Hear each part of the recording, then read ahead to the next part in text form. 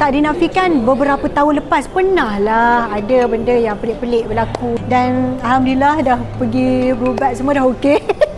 Alhamdulillah, mujurlah tak jadi apa-apa dengan hubungan yang dibina lebih 15 tahun di antara Syiha Zikir dan juga bakal suami. Mana tak risaunya, kalau ikutkan laporan berita lepas, Syiha kata dia ni bakal mendirikan rumah tangga penghujung 2024. Tapi tak jadi. Rupanya ada sebab tertentu kenapa Syiha ni masih belum lagi mendirikan rumah tangga. Alang-alang dah jumpa ni, bila sebenarnya Syiha nak tamatkan zaman bujang? Umur pun dah 38 tahun.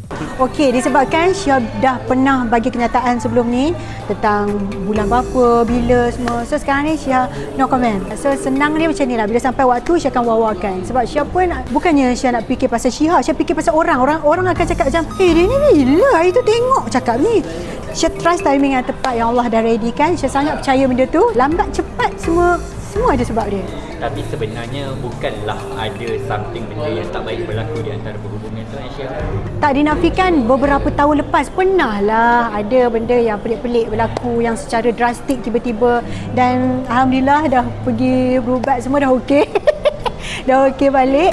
Cuma sekarang kita tunggu rezeki je lah. Harap-harapnya kita cuma nak yang terbaik. Kenapa sampai berubat tu? Berubat time tu dia tiba-tiba dia macam sekelip mata je. Oh, aku tak suka, aku benci tengok muka kau. Tidak. Tentu macam pelik. Dia macam diri Syiha pun bukan diri Syiha yang biasa. Sampai family pun macam cakap, pelik ni Syiha ni, bukan macam ni perangai dia ni. Mendakwa yang sebenarnya Syiha dah pun mendirikan rumah tangga. Oh, tidak. Tidak, Syiha seorang yang tak suka berahsia. Kalau orang tanya, Syiha jawab. Sama juga macam orang tanya Syiha, Syiha dah ada boyfriend ke? Ada. Kalau orang tanya Syiha tak suka, macam, tak ada. Tak ada. Itulah respon Syiha bila orang kata macam dia ni kawan senyap-senyap sebab dia takut career dia jatuh nanti bila orang tahu status yang sebenar. Okey, faham. Dan benda tu pun ada sampai kat telinga Syiha. Dan Syiha, respon Syiha relax je, biasa je. Sebab benda tu dia macam masing-masing punya pendirian. Dan Syiha tak pernah judge anyone. Contohnya mungkin ada sesetengah artis ataupun orang-orang lain yang macam, aku kena rahsia benda ni, kalau tak aku punya kejayaan akan jatuh. Tapi untuk Syiha, kahwin cakap kahwin, kalau belum cakap belum. Syiha 15 tahun itu bukan satu tempoh yang pendek. Dan sebenarnya apa yang trigger Syiha untuk kahwin? Soalan ni kan, jujurnya Syiha tak tahu macam mana nak jawab.